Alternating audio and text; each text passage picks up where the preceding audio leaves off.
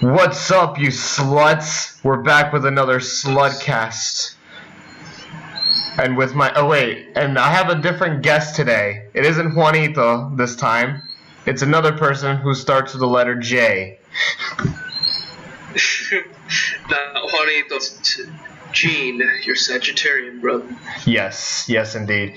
And this is an entirely different topic we have. We are not talking about Kingdom Hearts. We are not talking about Smash. We're not talking about Pokemon. We're diving into the M-rated blood and gore session that is Mortal Kombat.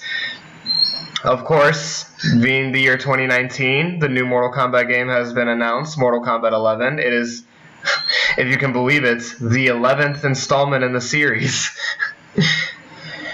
So, it's been long running. Yeah. We're gonna talk about a lot of different topics regarding Mortal Kombat 11, but first we're gonna start about what got us into Mortal Kombat, starting with my Sagittarian brother Gene. How did you get into the series? Well, love it or hate it, I started Mortal Kombat 11. I started my Mortal Kombat journey with DC versus Mortal Kombat, actually. I liked the game at the time, but after I went with Mortal Kombat 9, my favorite Mortal Kombat game so far. The story, the characters are amazing. Sub-Zero's been my favorite overall in Mortal Kombat, but after Mortal Kombat 9, I started diving into Armageddon and Trilogy, and after that, Mortal Kombat X came out. And I've just been loving the series ever since. I have a question. With Mortal Kombat Trilogy, which version of the game did you play? Oh no, I only played it on the PlayStation. Oh, I actually had it on N64. I wasn't really good on the N64, actually, just playing it on the N64. The N64 for me was just better with the exclusives like Legend of Zelda and Mario. For me, I was able to get around to the N64 controls of MK Trilogy. It's weird at first, but you get the hang of it. As for me, I got into Mortal Kombat when I was in the 2nd grade. My dad bought me Mortal Kombat Deception a while back. I could not get into Mortal Kombat when I got Deception, because I first got Deception, then I got Armageddon, and then I got Deadly Alliance sometime later. All three of those games I couldn't really get into. I found Deception to be ridiculously hard, because I remembered I would at least get to Noob Smoke in Deception, and I just quit there. Armageddon, I basically just played as the boss characters like Onaga and Moloch and all that shit, just so I could beat the arcade mode easily, since they're obviously stronger than half the cast. And Deadly Alliance, I easily played the least. I didn't really get into the series until Mortal Kombat vs. DC Universe, where I actually did get into the combat system, but I actually tried out different characters. Unironically, Sub-Zero is one of them. Liu Kang was another character who I was interested in Armageddon because of his zombie and seeing his death in Deadly Alliance. So those characters combined with as time progressed, I also played MK Trilogy on the N64. MK9 I dedicated hundreds and hundreds of hours into. So overall, as time progressed leading up to Mortal Kombat X, I had just liked the series from there on. One of the things is actually because of the story. I think the story of MK9 was really good. Whereas the story of MKX was not terrible, but could have been better, in my opinion. Which leads to the first topic that we have, which is the story of MK11.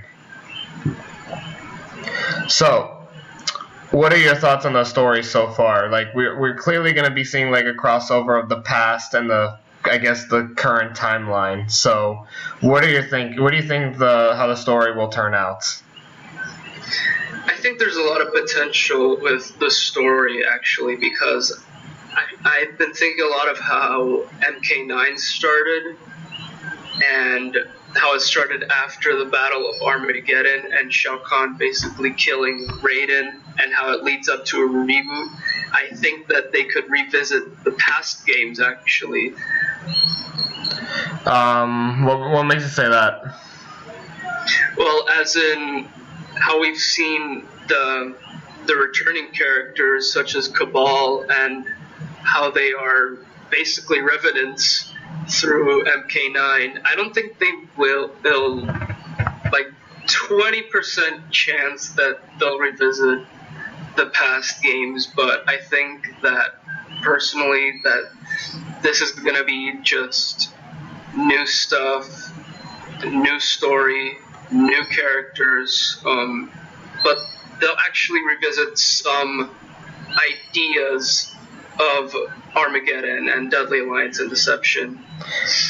For me, like, I'm not sure, like, how I would think that they would go back to the past, seeing as, like, obviously they are going to, based on, like, what the trailers showed so far. We've seen, like, human Liu Kang and Kung Lao, even though they are currently revenants. There's actually, like, a bit from behind the scenes where they actually showcase Liu Kang and Kung Lao fighting the revenants, their own revenant forms. So I would honestly predict that they would go as far back as, say, MK2. That's as far as I would predict that they would go, but I would not be surprised if they would go at least leading up to, say, MK4 or after MK4, before the events of Deadly Alliance. Primarily because, like, I feel like MKs 1 to 3, they'd be, like, more focused on the main plots of those games. MK4, they'd be at least preparing for the Battle of Shinnok. I feel like going from an in-between story between MK4 and Deadly Alliance before leading up to the events of Deadly Alliance is probably, like, the more appropriate way, because I may be wrong, but there may have been, like, a big gap between those two games to make room a little bit for the story. So I would at least see that. Plus,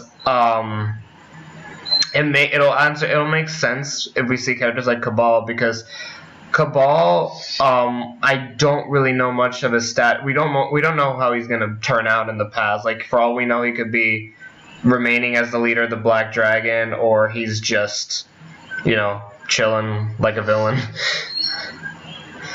I would also love to see Outworld perspective on the story, because we've already seen Earthrealm's perspective on the story a lot, and I think that it would be really good to have a deep dive on characters like Kotal Khan, Aaron Black, Baraka, and actually just play them in the story. Devora, they added, like, a sort of a retcon in MKX, like, that she was already helping Shao Kahn back in the MK2 sections of MK9. So I'm actually curious to see, like, how would they use Devora in this and, like, the whole past self thing, since I can see a little bit of retcons in that sort of areas. Yeah, but you were gonna say something? Yeah, it's very interesting. Very interesting. AX and how she did an alliance with Shinnok is very confusing. How they'll use her in the story, if she'll be I think she'll probably be on Raiden's side, actually, because of his power. I don't think Devora joined Shinnok because she was allied to him. I think she was with Shinnok because she saw, and I think that she needs someone to follow through. And so, like, you think that she goes to, like, the most powerful, like, leader, I guess you can say, like the closest thing to a dictator? Yes, I think that, and I think that it's going to be Raiden. Or it could be a tie between Raiden and Liu Kang, because she can see Raiden's power and she can see Liu Kang's power, and how different she'll be in Mortal Kombat 11 compared to Mortal Kombat X. Yeah, I would assume more Liu Kang, because Raiden, Dark Raiden is more, like, completely against anybody that at least was or did some damage to Earthrealm. So I figured if Raiden ever even came across Devora, he'd probably end her without a second's notice. Whereas at least, as shady as, I don't really see her as completely loyal to one faction, but at least I can see her being, like, on Liu Kang's side, primarily because at least she was helping the Netherrealm in MKX. But I'm more curious to know where Aaron Black, how, like, I think out of all the new characters, Aaron Black's the one that intrigues me the most in terms of, like, how he's going to be portrayed in, like, the other timeline. Because we've never seen Aaron Black in any sort of, like, the past. Unlike D'Vorah, whom at least we've seen helping Shao Kahn. Aaron Black, as far as I'm aware of, he's just an Earthrealmer who serves KOTH Khan. And that's literally the best description we've had for the character on why he helps KOTH Khan. So, for all we know, like, they'll probably, like, showcase, he'll probably even be helping Earthrealm fight against Kronika, like, oh yeah, which brings me to Kronika, like, how do you think the villain Kronika is gonna play in the story? Like, we know she's gonna manipulate time and shit like that, but how do you think she's gonna be within the story, like, in terms of interacting with the main characters and stuff? Mainly, I think Kronika is just going to be used.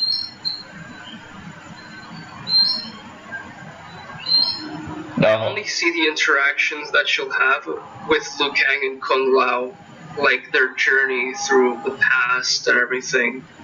I only see her interacting with them. I can't see her interacting with Earthrealm warriors, other than Sonya Blade. That's the only other character I see her interacting with, as story-wise. Do you think that I remember, like, I'm just curious to know, like, how they were gonna use her, because initially I remember when MKX ended, we both thought that either everybody thought that either Liu Kang or Raiden was gonna be the main villain in this one, but how do you think the villains, or at least the former villains, i.e. Dark Raiden and Dark Emperor Liu Kang, will be used in this sort of aside from them engaging their past self? Like, how do you think they're gonna be used for this sort of, like, for this sort of treatments? Since they're not going to be the main villains, they're sort of going to be like secondary antagonists. I just conquerors. I just see them interacting them as just conquering other worlds. But this story, I think it's just going to focus on them trying to conquer Outworld. I just see that. Them trying to conquer Outworld. Okay. Yeah, that's pretty much all I can really think about in terms of the story, because, like, we don't really have much in like, at the moment. Like, we just see that, you know, the past is going to be interacting with the current timeline. The villains, like, are going to be a little bit... If anything, this could potentially lead to Armageddon again. Like, I feel like that same buildup is going to be present in this one, especially with the past, like, merging with the present, I guess. So do you have anything you want to say about the story before we move on to the character rosters? Oh, no, I think the story's pretty vague in terms of, because we don't know. What did you think of MKX's story leading up to this sort of direction? I think MKX's story was pretty decent. I think that they could have used characters more like Aaron Black and Ermac, for instance, instead of just using D'Vorah and KOTH Khan. I think they could have gone the route of Outworld, because they had something they could have told there. They had something really good going on with Outworld, and they just didn't use it. Yeah, D'Vorah at least was used, like, a little bit more, but Aaron Black is unfortunately a jobber like Reptile and Baraka to an extent. But yeah, so the next segment we're going to be talking about are the character rosters. Now, we already have characters that were already confirmed, but we also have, like, characters in mind that we would like to see in the games. So far, I don't even have the list with me, but off the top of my head, I can think of are the main staple ones like Sub-Zero, Scorpion, and Raiden are the first three that come to my mind. Baraka was one of the first characters to be confirmed. Sonya Blade is also in the game, and then the two characters from the combat cast, as of right now, we have Kabal and Jade. What was the other character's name? Geras, that was the other character. So that makes 8 characters so far. I haven't seen how big the roster is, so I'm not sure how many characters are gonna be in it. But with those 8 characters confirmed, we also have there's also a few other characters that are kind of obvious that we're gonna make it. Like I think we've already established that Liu Kang, Kung Lao are gonna be in the game for sure. Kitana is a fan favorite, so she has to come back. Oh yeah, and there have been videos on Instagram that they have put Cassie Cage in it, so definitely Cassie Cage is going to be in the game. Unironically, Cassie Cage even says in that same video, Kitana, Empress of the Dead, which even confirms that Kitana is definitely, in the game for sure. Just gonna look up the roster so far. But yeah, I think that's about it at the moment, because I don't think they gave hints of, other characters like Reptile or... Oh, Scarlet! There's another character I forgot, Scarlet. Yes, but characters I want to see that come off the top of my head. Top 3 would have to be Aaron Black, Ermac, and Noob, actually. I don't know how they can be implemented into the story, but I just want to see them and how they play and their variations. I can probably see Noob Saibot in the story, and I think we've already talked a little bit about Aaron Black, how he can work out. But who was the third one? Oh, Ermac. Oh yeah, I can definitely see Ermac. Anybody else that you think that could potentially make it? How would you feel if Rain were to come back? Do you think they would bring him back?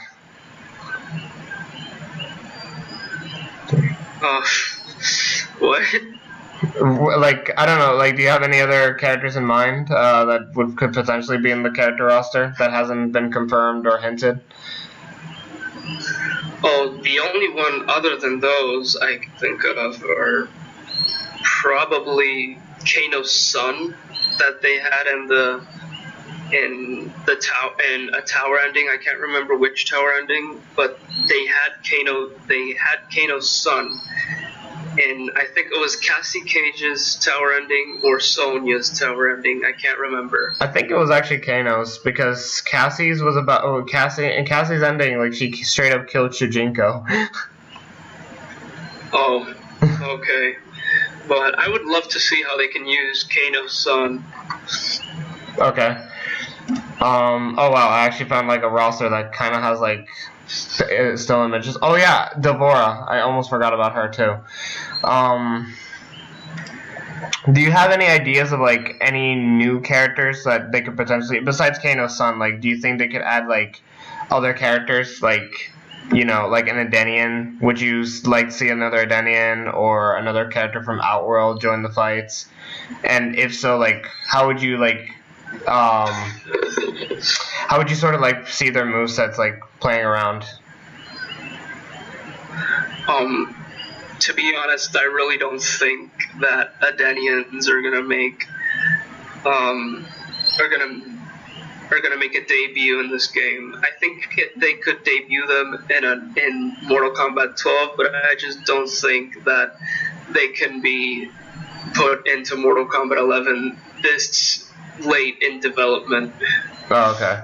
But would you see... The only Edenian I can think of, actually, is Rain. That's the only one that can come off the top of my head.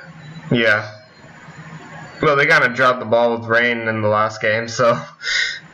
Rain was pretty good. Rain was at least in the game, but... he wasn't in the... He was not only barely, in the story, but... I don't know, he didn't really contribute anything, and he's not even in the roster. But do you have any other characters that you would like to see from other realms, a character from, say, the Order realm or something? Oh no, I don't really see any of the Order in this one either. Okay. Then, yeah, I doubt these types of characters would show up, and especially since they said that they were going to be focusing on older characters than new, I would personally think that I would like to see an Edenian character, besides Tanya, who didn't really contribute anything to the last games. Because Kitana, Sindel, and Jade are still Revenants, I was thinking that they would have a sort of a next generation Edenian, much like they do have with the other characters. Also play a big role of wanting to save Edenia from Outworld.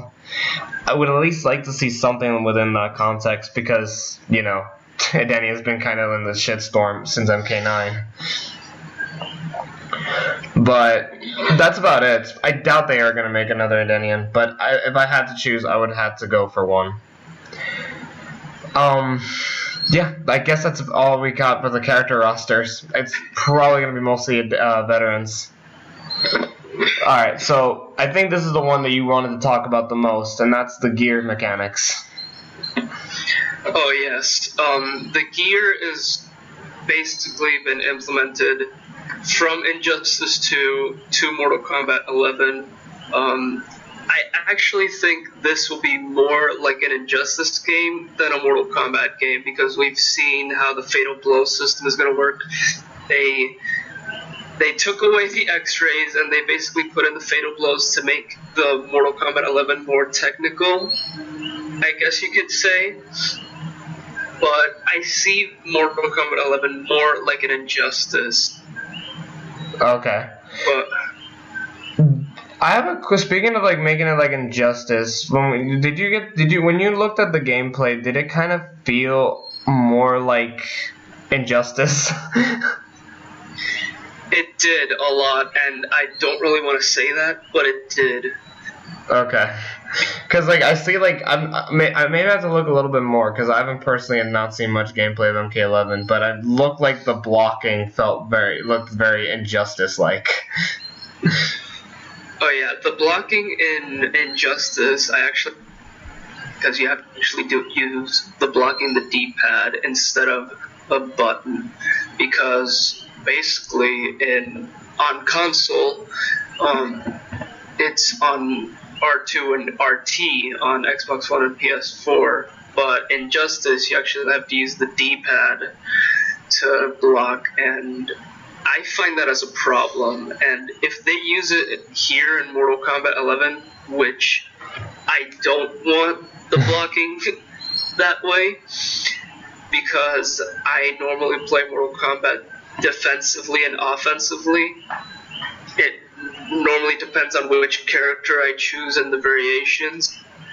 But yeah, this gameplay is really scaring me and making me happy at the same time. It has like you get like one of those weird feelings of excitement, but at the same time you don't. It's like a little bit nervous because MKX had really good gameplay, but I think Injustice 2 has like had a lot of controversy with being a bit too much of like a zoning game. Not that I see MK11 as that, but like it'd be weird to have MK11 as like the first MK game to not utilize a block button.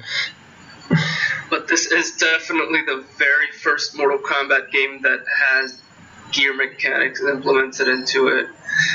And we basically saw the gear mechanics in the Combat Cast, but I think it was pretty vague how Ed Boon said it, because it's a little bit complicated in Injustice 2. What did you think of the gear mechanics in Injustice 2? I really don't have an opinion on the gear. I was one of the people that really didn't like the gear system, because in Injustice 2, if you bought the game day one, it was basically unbalanced. If your character started, for example, Batman had like 1,000 strength, and basically you had legendary gauntlets that made Batman extra strong. It was basically unbalanced gameplay, and a noob could beat a veteran in a single hit like that. Okay, so you're not a big fan of the gear, but do you see like a potential, like, do you see the gear mechanics working really well with MK11? I think they'll just be the same as in Just 2, but this time I see it more RPG-esque, as in one piece of gear works better if you have this type of variation. Like, for example, Scorpion, you choose a variation where Scorpion uses katanas, like ninjutsu, and you have one gauntlet that helps you with 15% more damage with your swords. I see it that way. I did not see it that way in Injustice, though. Oh, okay. You know, at least like if the gear, I think in my opinion, like the way the good things about the gear is that like if they, you know, at least Injustice 2 had the implication of having a competitive mode, and I think ranked matches have like this have competitive mode on by default. So even if the gear system could work like a sort of an RPG thing, at least there would be an option to keep it like for cosmetic purposes, which I think is like a good thing in my opinion.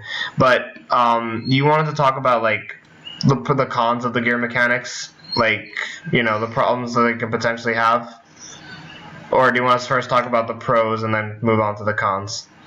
Yeah, so one of the problems that Injustice 2 gear had was that you basically bought a loot box that was they had different categories of loot boxes, and it was bronze, silver, and gold.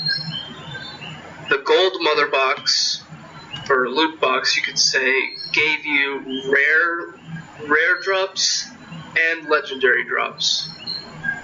You normally would want legendary drops. Well, it would just spam rare drops every time. And I think that the loot box system will be in Mortal Kombat 11 as well. It was basically, what's the word? It wanted me to buy more loot boxes in order to get my legendary set. Oh, okay. What was I gonna say?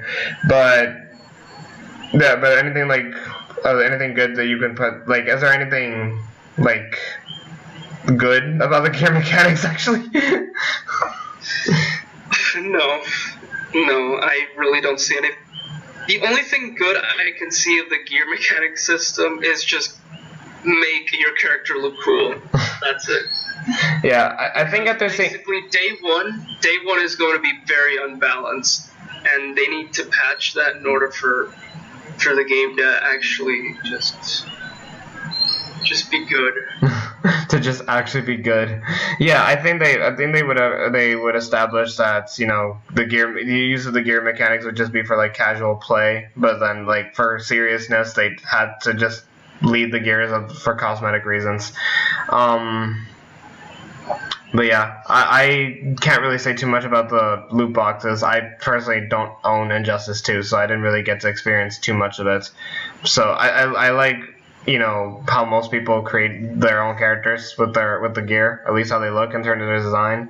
But this leads to this next topic, which I think I've had a bigger problem with this one with MKX. I don't really know how Injustice 2 handled this, but the potential microtransactions. So aside from the clearly obvious easy fatalities microtransaction that they've implemented in MKX, what other microtransactions do you think would potentially be in this game?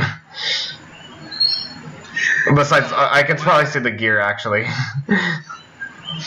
I can actually see, obviously, buying loot boxes, but I can also see buying a complete legendary set for basically like $10.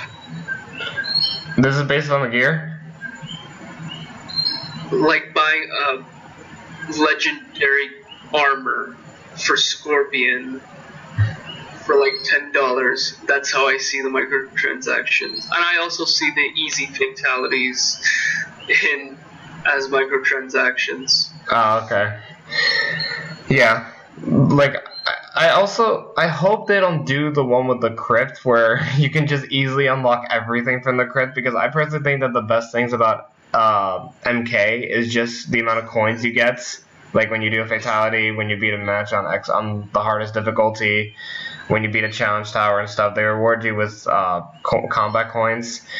Like, I don't like the fact that they gave you like the options to spend $30 to just unlock everything from the crypt. It just feels like criminal in my case.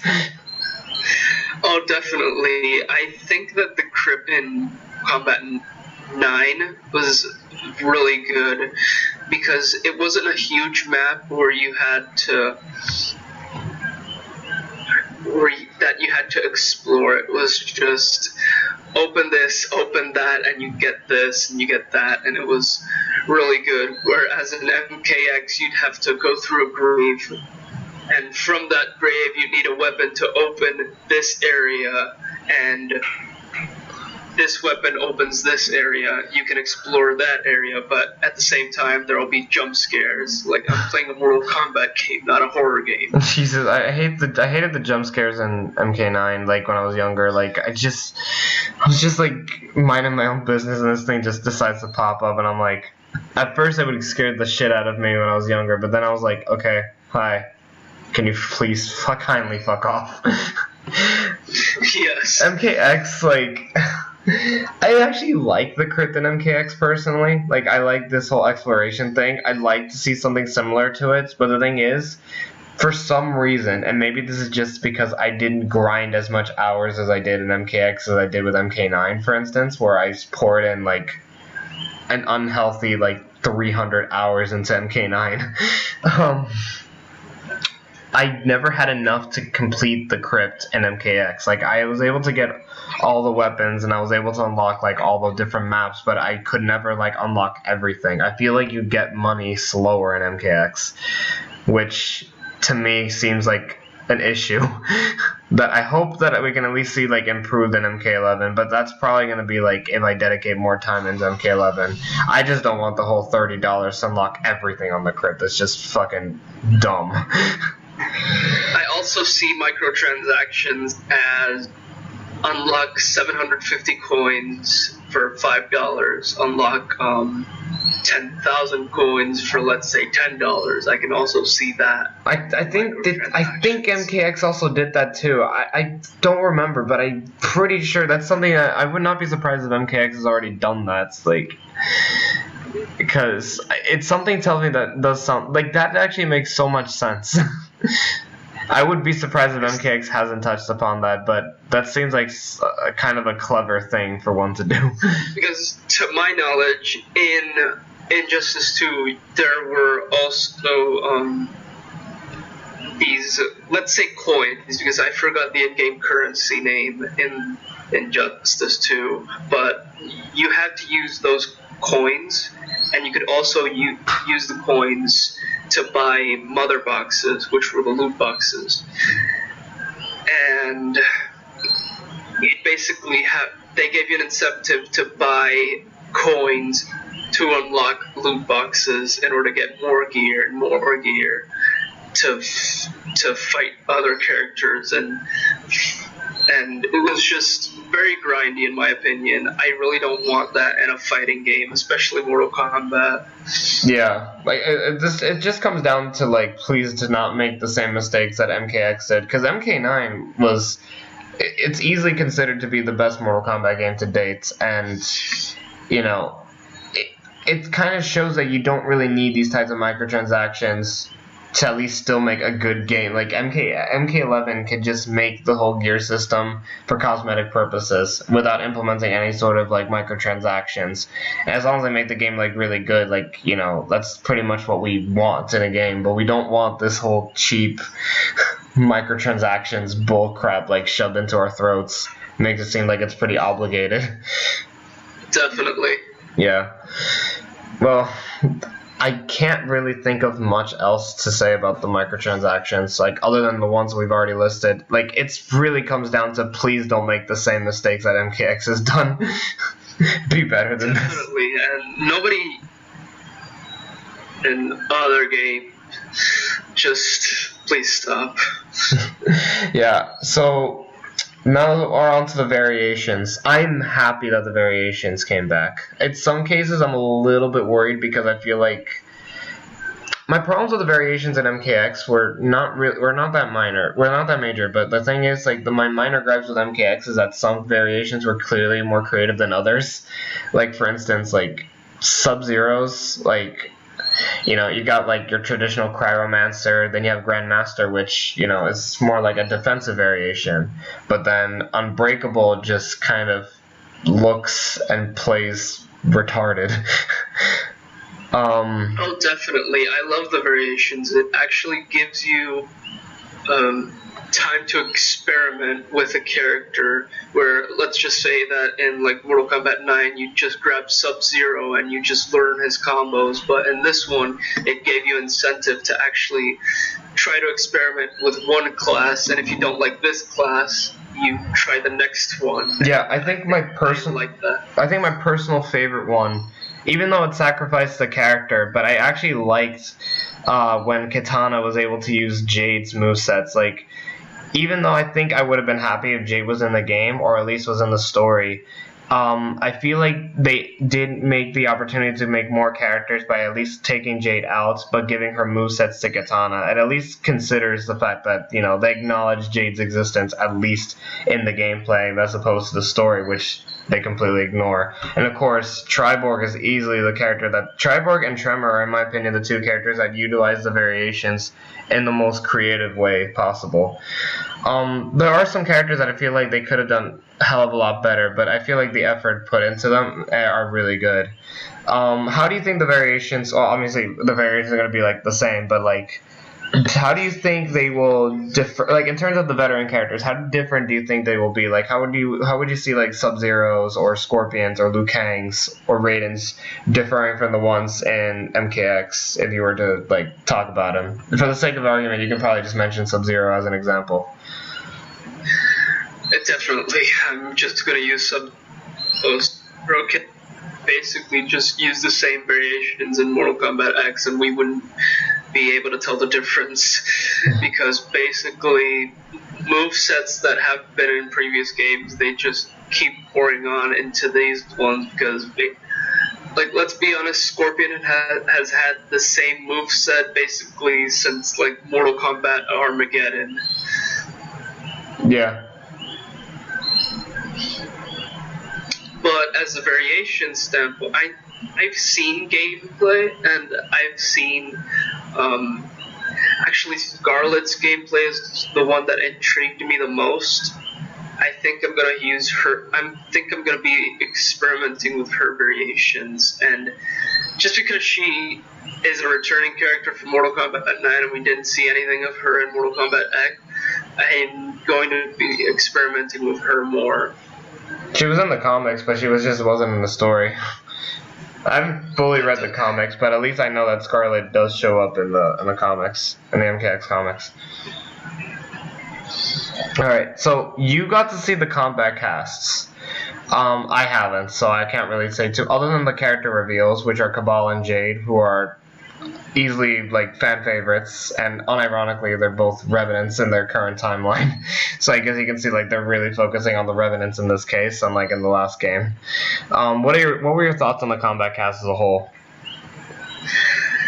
So which combat cast? The first one, or Kabal's, or Jade's? Either one. You can choose. You can talk about the Kabal one first, and then you can talk about Jade's afterwards. Okay, so the Kabal one is the one that I was really intrigued with, because as we saw the trailer, I was just, I don't want to say the word, but aroused with Kabal's gameplay. He was completely turned on by Kabal. I just loved how he used the hook sword.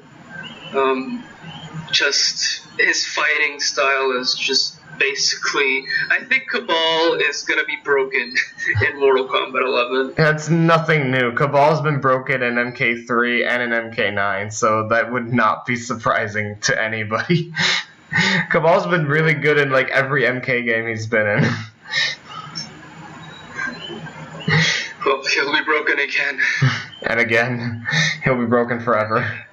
Yeah, I was definitely excited for Kabal. I think, like, I mean, obviously we've only had 2 of them so far, so there's really not much to really go too much on it. But Kabal, to me, like, when I saw that he was going to be revealed, like, that he was the first character to be revealed, I jizzed my pants. Like, fucking Kabal is like one of my favorite characters in all of MK, and it's primarily because of his design and his fucking weapon of choice. Like, the hook swords, like, they are easily my favorite weapon of choice in any sort of, like, of anything, basically.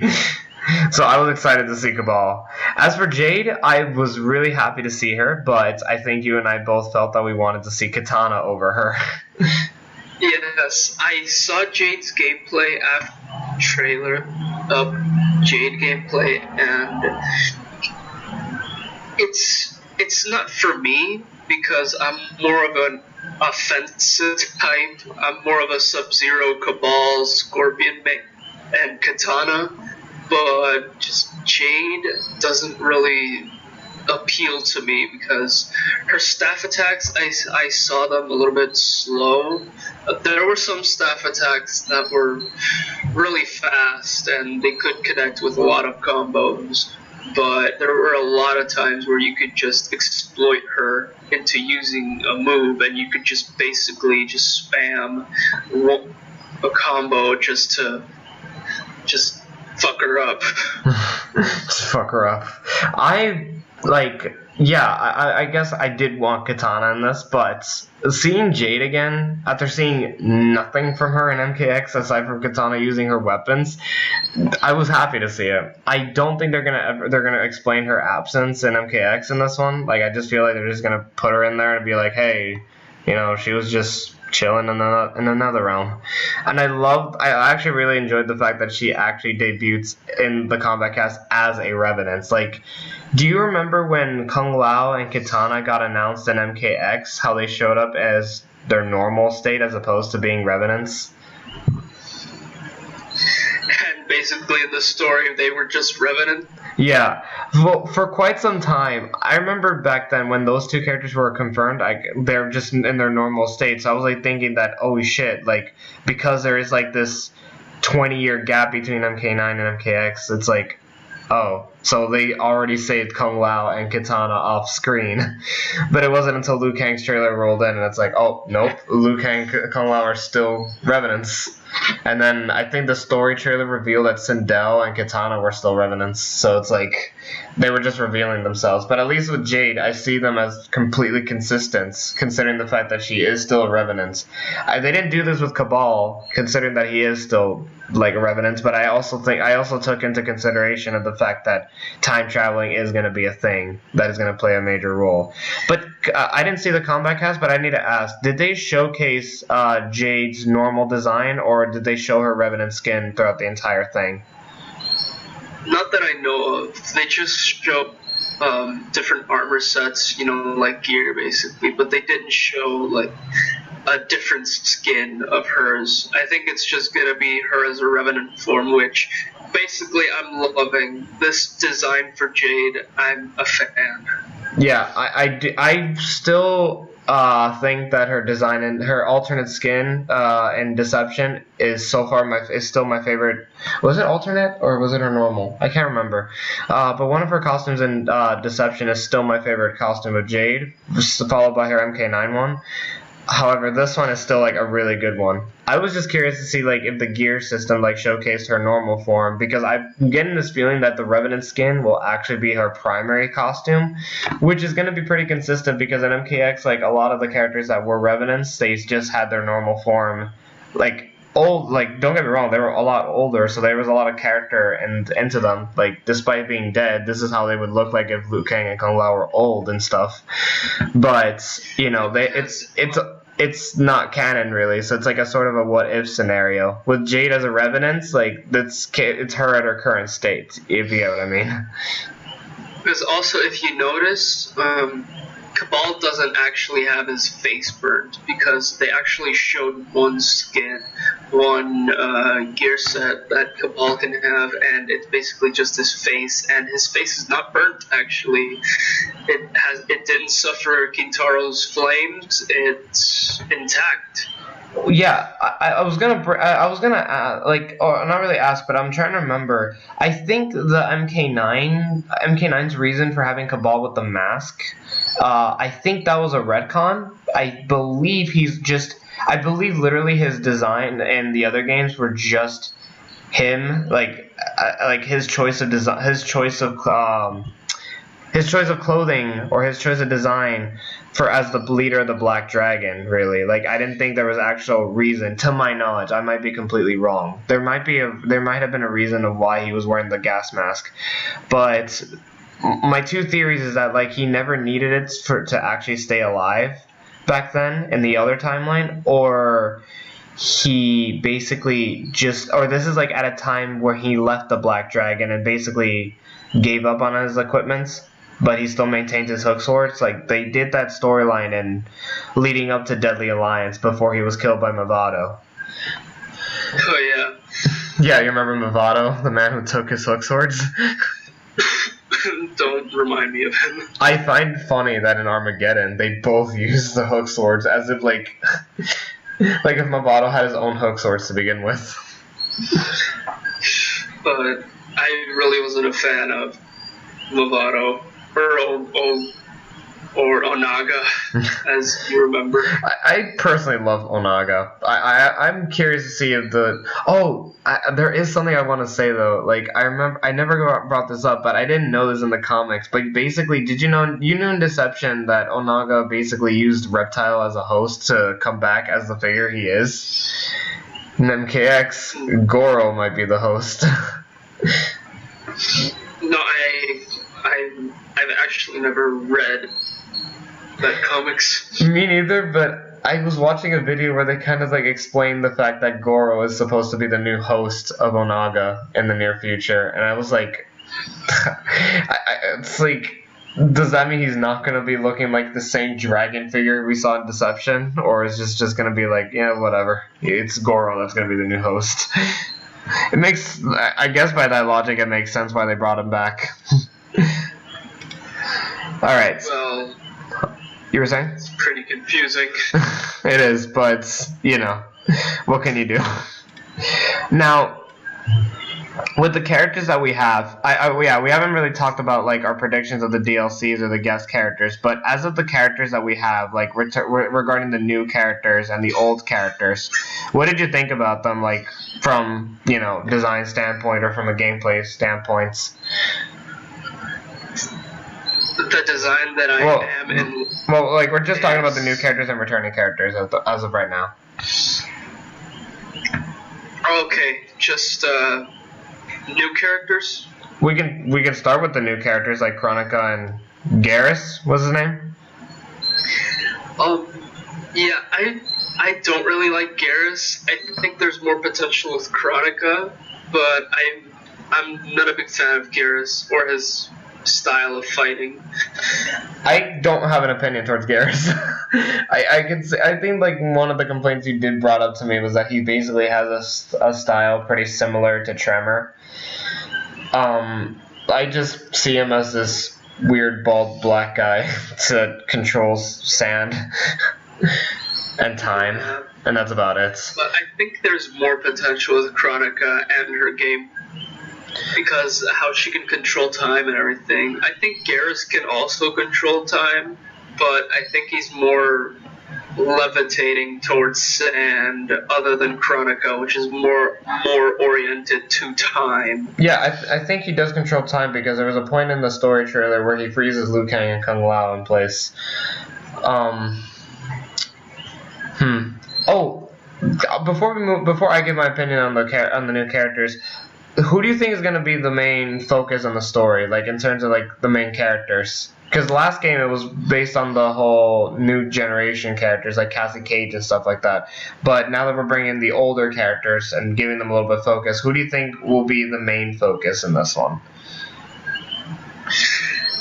As much as I want an outworld perspective on things, I think that the story is going to focus more on Liu Kang and Kung Lao when they were younger. Alright, that's interesting. As we have seen, because we've seen Kronika interacting with Liu Kang more so than other characters in the trailer. Okay. I think it's really between those two, but they might play it, unless they play it safe and focus on like the combat kids, like Cassie Cage and the other characters, seeing as I was sort of leading up to them. But I'd like to see more focus on Liu Kang and Kung Lao, seeing as how they were kind of shafted in the last game. Alright, so back to the main topic. New characters. I'd say like I said, I don't have an opinion on Geras, but Chronica, as being the first female antagonist, I do see it's like kind of a big deal. Outside of that, it's a big deal how she kind of is an elder god also. Oh yeah. More so than that. Something tells me that she's gonna be ridiculously cheap. Definitely. Like I'm gonna see her freezing the character in place so they can't block. She's probably gonna have a teleport. She's probably gonna be pretty good at zoning. Like these are ideas that I have for Chronica based on just her design, which I love her design, by the way. I also want to know who is going to be the person that takes down Chronica, because in the last game I wasn't really a fan of Cassie Cage defeating Shinnok. Nor Johnny Cage defeating Shinnok. That was a little bit mind-boggling how a human can basically take down a god, but there were a lot of plot holes and things that we didn't like in Mortal Kombat X's story. Yeah, we can probably talk a little bit about them before, in the final topic. But yeah, I personally think, unless they don't make Liu Kang the main hero again, I would have predicted him. I could have also predicted Raiden from the past to be the one to take him down. I don't see anybody else. It just depends on who the main hero is, because they're probably just gonna make whoever the main focus is be the one to take her down. I think it's really between those two. If they put Cassie Cage in there again, I might just give up on the writing. Yeah. We talked a bit about Kabal and Jade, but what did you think about the characters that are in the game? I know you have a lot to say about Scarlet. Definitely. Scarlet, just with design, is just really interesting. I wasn't really invested in her in Mortal Kombat 9, but Mortal Kombat 11 is actually wanting myself to play Mortal Kombat 9 as Scarlet again. I like Scarlet in MK9. She's not one of my best characters, but I really enjoyed her character in that one, or at least her gameplay. Who else is in the game? I'm trying to remember off the top of my head. Oh, Baraka being back was interesting. At first, I wasn't sure that they were going to bring him back, considering that they killed him off in MKX. But at least I'm glad they didn't completely give up on the character. I mean, technically he was back in Mortal Kombat X, but it was just basically the AI playing as Baraka. Yeah, he's an NPC. Also picking Baraka in a single fight or multiplayer match. Yeah. What did you think? So, I feel like this character in particular is important, but what did you think of Dark Raiden? See, I've never been a fan of Raiden. I mean, I've liked Raiden, but just his gameplay, I've never really been a fan of his, because I found him to be a little bit slow in Mortal Kombat X, though in MK9 I did use him a lot. In MK9 he was a lot better than in Mortal Kombat X. I remember at MK9 subs Raiden, I literally just learned how to use Raiden in MK9 just so I can easily beat the shit out of Shao Kahn. Because I remembered I died way too many times against Shao Kahn in the story. So I was like, fuck it, I'm learning how to play as Raiden. But when you saw Dark Raiden in the prologue of the story, what did you think? Badass. And that's enough to fill in the gap. Enough said. Shit, I gotta look at the roster again. I keep forgetting who's in the game.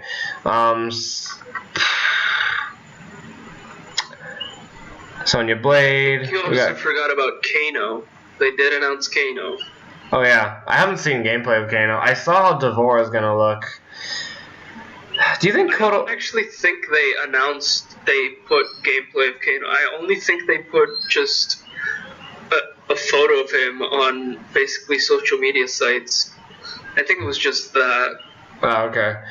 We did see Devora in this game. Like, Devora looks scaringly similar, but at the same time different than in the last game. Like, it's really her face that's different. She looks way uglier in this one. Oh yeah, I think she looks more robotic. Yeah. In this one, actually she does. I want to see how this design will be implemented into the story, or how they can explain this sudden design change.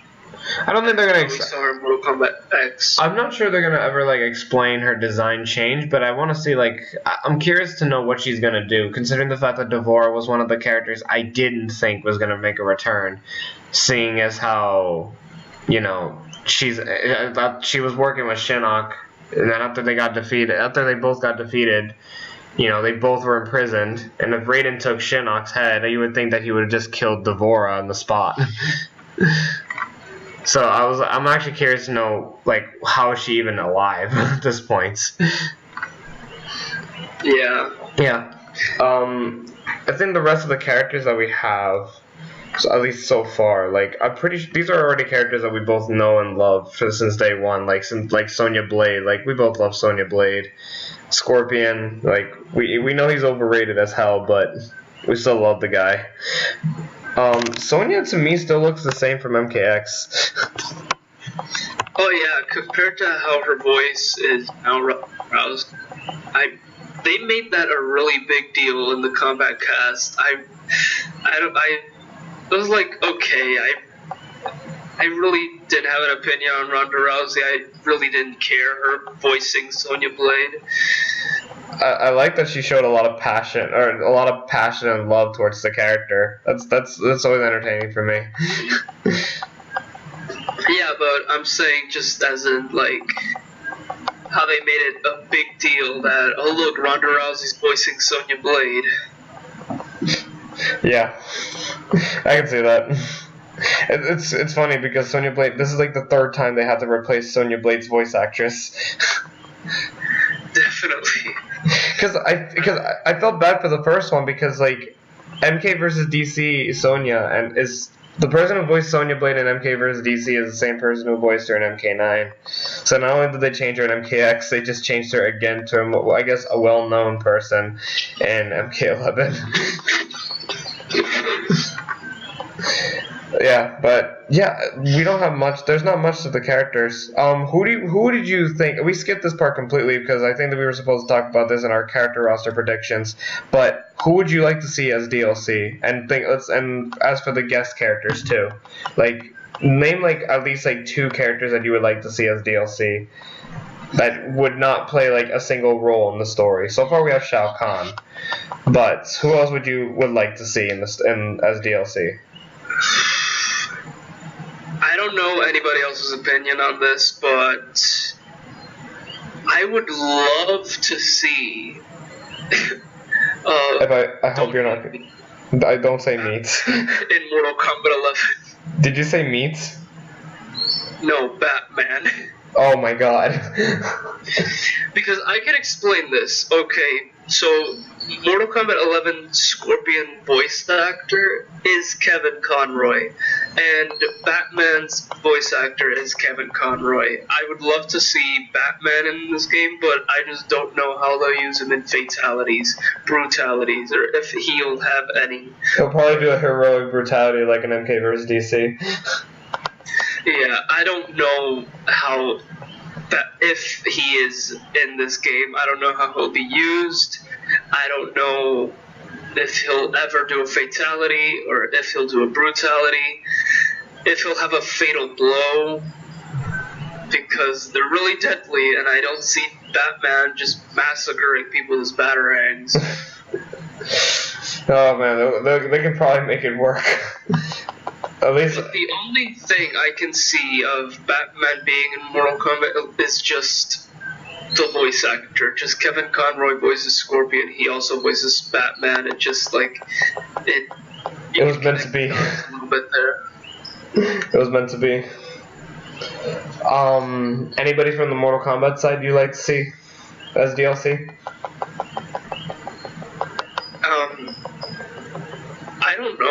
I think they need to show the full character roster before I can, like, say who I would like as DLC.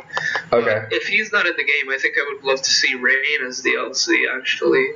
Rain as DLC for a second time. I like that. Yes.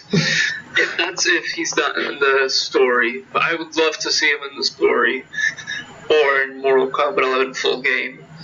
For me, I guess I'll go straight for the guest characters because, okay, to me the roster is probably going to be in some way similar to MKX. Like, I don't see a lot of the characters that, especially the characters that debuted in MKX, being removed, except maybe Ferritor.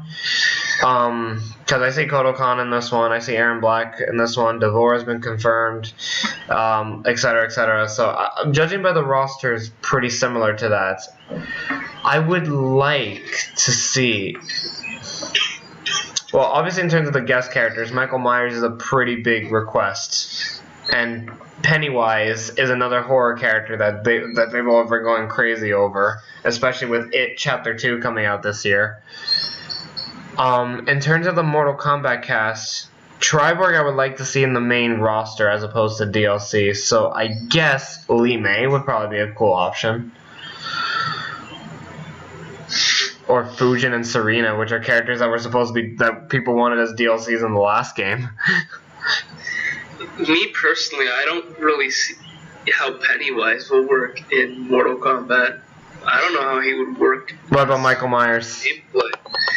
Michael Myers, I definitely see, like, with a machete or something. But Pennywise just doesn't use a weapon or anything. His claws or something? He can learn how to punch like Jason did in MKX. I really don't know. He could be like a comic combat character, but I just don't see him like top tier. Or if he is in the game, I wouldn't take him seriously. I'll just say right here, because I'm recording this, if he does end up coming back and then he ends up being ridiculously good, I'm going to use this as like the video of reference. Pennywise main here. Yeah, so in terms of, but like I think those are like the characters I would have in mind. Like Michael Myers and Pennywise are like the only two horror characters I can think of. People want Spawn, but I'm not really sure if I would want to see Spawn, and I know you want Geralt in this. Oh, Jesus Christ. Geralt's already been in like 2 other games other than his... I think he's the easiest character to put in Mortal Kombat because he does kill. He is also a zoning type character with his magic. He is a good close quarters character, good mid range. I can see Geralt doing a fatality. I can see him doing a brutality, like decapitating someone or something. And he's also the easiest character to introduce as DLC. Just put him in a portal, and there he is, Geralt of Rivia. Sure. So, besides Soul Calibur, what other game was he in? What other game I would like to see Geralt, you said? No. Like, he was in another game besides Soul Calibur? Monster Hunter World. Oh, okay. I never knew. I completely forgot about that. But yeah, that's about it for the characters, I guess. So now you have number 9 as the... I've also seen people speaking that they would like to see Chucky, but just... I can't... See, that's a character I can't take seriously. I really don't see Chucky in Mortal Kombat 11. Just like... his size. He's a tiny character. I can see him doing a fatality and a brutality, but just... his gameplay would be a little wacky. I can also... he'd probably be, like, ridiculously cheap. Like, do you remember how people complained about Yoda in Soul Calibur 4 because he's way too short? Yes. It's gonna be the same shit. People complaining about that as well. It's gonna be the same concept, except probably worse because it's a 2D fighter.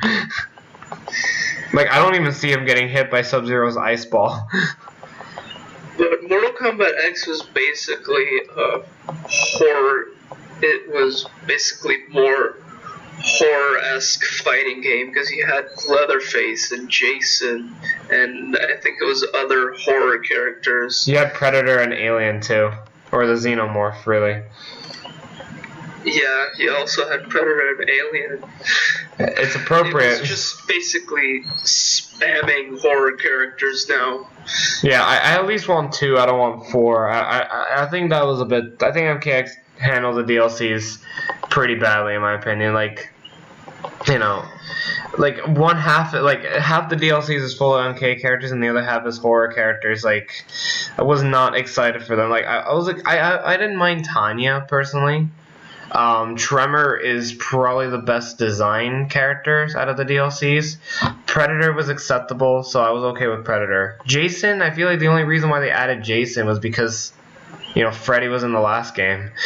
And then Combat Pack 2 was the one that I had the most problems with because Leatherface, I never wanted Leatherface in the game. I don't know why they decided to add him instead of, like, say, Baraka, for instance, or Fusion. And then, definitely. Triborg is easily the best DLC ever made in MKX, period. Like, that's objectively speaking. Baraicho, I'm not a big fan of Baraicho personally, so I just wasn't really happy that he was the MK character of choice. And then the Xenomorph was, you know, it was appropriate because of the Predator, but I feel like they should have either put either Xenomorph, Jason, or Leatherface. I don't think they should have put all 3 of them. I think Predator was the best choice in my opinion in terms of the horror character because of his influence on the cybernetic Lin Kueis like Sector, Cyrax, and Smoke.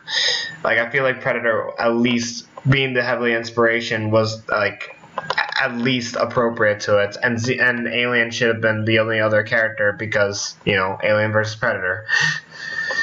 Yeah, I can agree with that. Yeah, I can agree with Predator. That's why my guest character list isn't really big, because I at least would want to accept at the very least 2 guest characters, and I don't want like 4, because 4 guest characters is enough for me to die of a heart attack.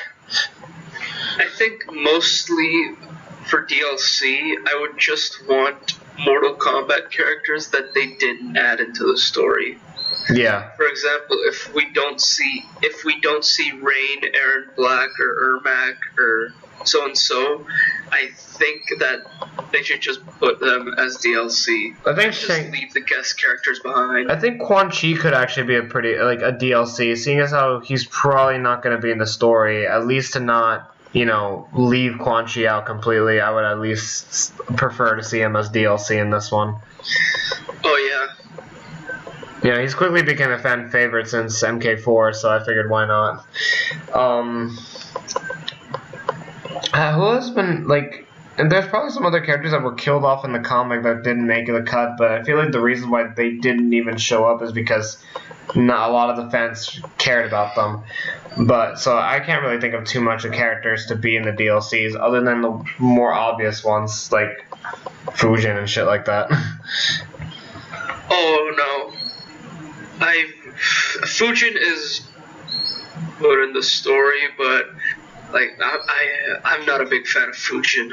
Yeah, I just thought that because they put the effort of like designing him only for him to be used in one cutscene, I figured that they should have put him as DLC in this one. I don't really care too much about Fujin either. I'm just saying, like, I think he'd be like the best like choice. Actually, going back to the whole new characters thing, I'd like to see some more variety in the Elder Gods. Like, besides the God of Thunder and God of Wind, you know, we can probably get like God of Fire and shit like that, God of Water, you know. I feel like, you know, we can experiment like that. Master Vendor stuff. I'm totally not biased. Oh yeah, but I think I can agree with that because how we're already beginning with Chronica and Geras. I don't know if Geras is a god, or I think he's more like an assistant to Chronica, but I don't know. He's a godlike assistant. Yeah, I think he has the same powers as Chronica because he's her assistant. What else is there? But And not only that, but I feel like adding some Elder God-esque characters, would at least make them have a purpose. Because I think one of my major problems with like the MK story, more specifically MK9, like I feel like MK9 is the bigger issue with this, but MKX is kind of a big plot hole. But the Elder Gods do absolutely fucking nothing in the story.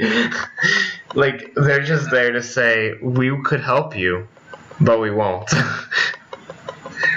how they helped Raiden in the finale Mortal Kombat 9 to actually either kill or just capture Shao Kahn. I really don't remember the ending, but I think they exiled Shao Kahn. The thing is, like, after the MK2 events, like, when Liu Kang defeated Shao Kahn, the main thing is that Shao Kahn could no longer merge Earthrealm with Outworld. So by bringing back Sindel, he kind of like brought a loophole to still like bridge the two realms into one anyway, because Sindel sacrificed herself to prevent that from happening. It's kind of a mess, really, when you really have to think of it. But when it came down to it, like the Elder Gods just straight up refused to like protect the realms, even though they established the tournaments to prevent that from happening. So just to see them still invading Earthrealm and they won't do anything, it was just kind of like a really big plot hole that never got addressed. So I at least would like to see some Elder God status, to do something in the story, as opposed to just, telling them that they don't want to do anything because they're lazy.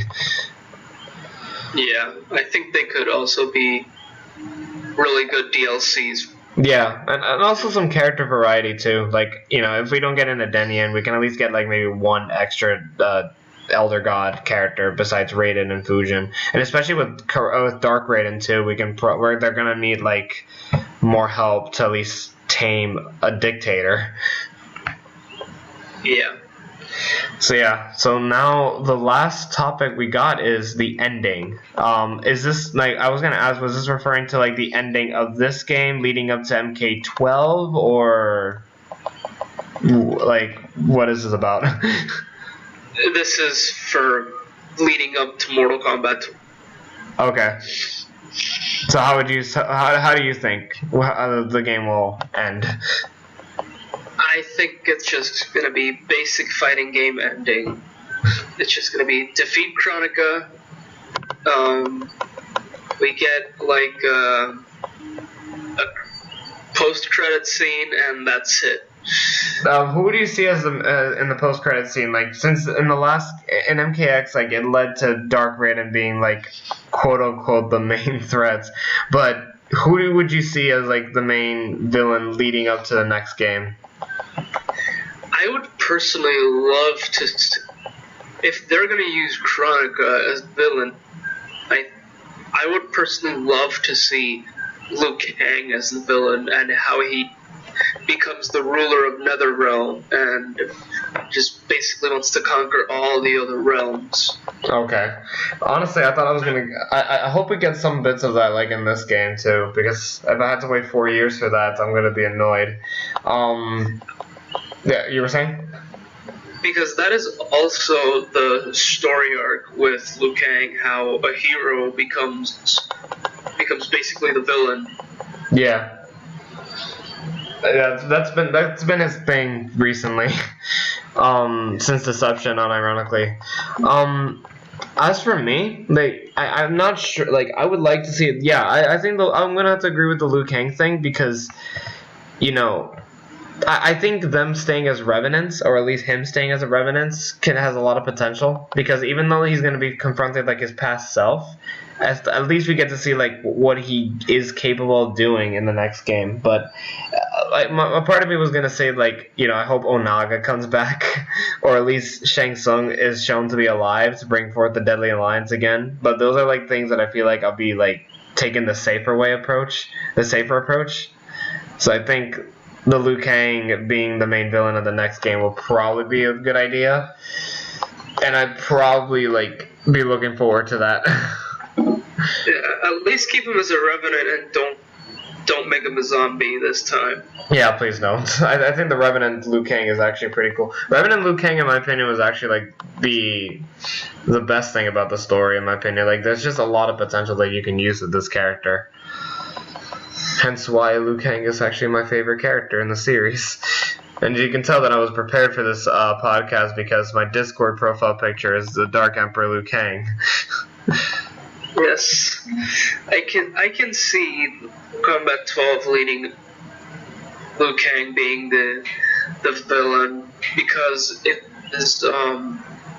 it is Chronica, it could also either be Mortal Kombat 12, the villain will be Raiden, or this time it will be two villains, Chronica and Raiden.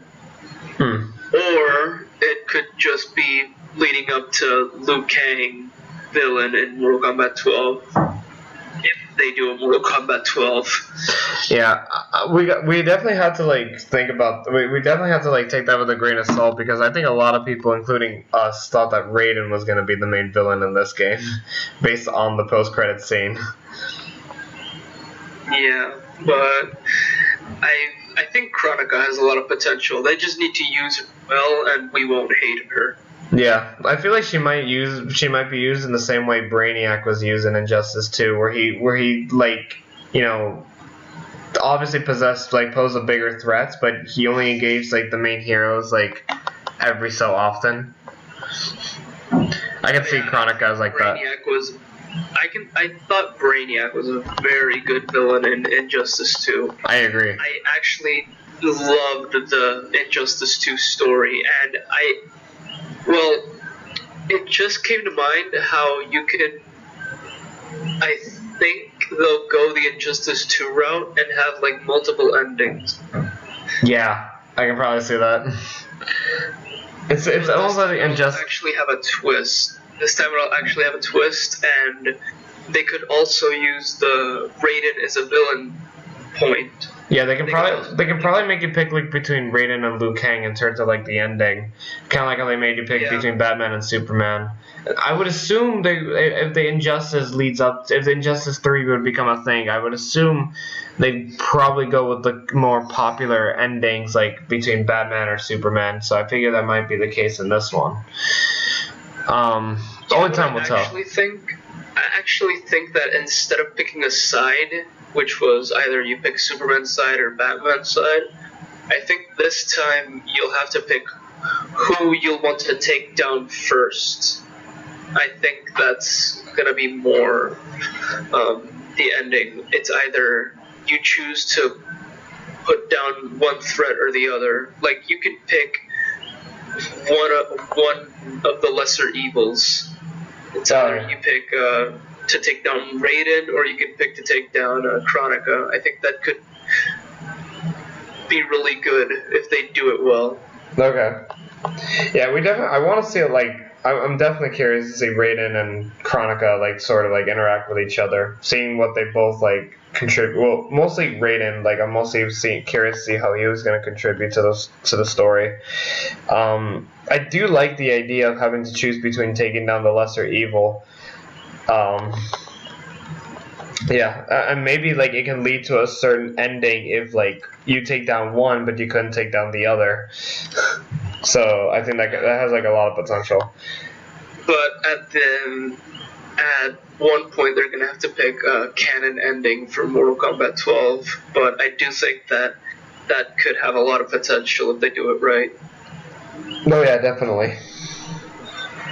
But yeah, so any final thoughts on MK11 so far?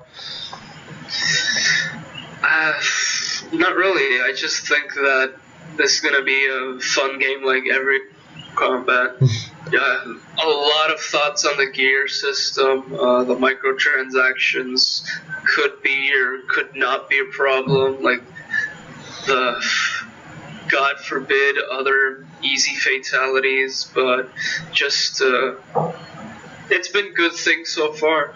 Yeah, I'm really liking the game. I'm definitely gonna keep track with like the combat cast like every week, just so we can see like the new characters. Which I'm glad they're very consistent, because I remember like there was a period in MKX and Injustice 2 where they were not revealing characters for quite some time. We're getting it like a weekly thing, which definitely keeps us like more excited for the game. So far, it has been more hit than miss. Admittedly, and I'm despite your, I guess, like your issue with the gear mechanics, I'm at least excited for like the cosmetic approach of it. It's the same way how Injustice 2 handled it. But yeah, but I'm also gonna think it's gonna be a really good game. It's like, well, if we ever like do like another podcast-esque series, I think the next one we'll definitely do is sort of like a review of MK11 for sure. Oh yeah, definitely. And maybe even comparing like, the story, the direction, gameplay of the last two games too, to see like where it would lead up to with MK12.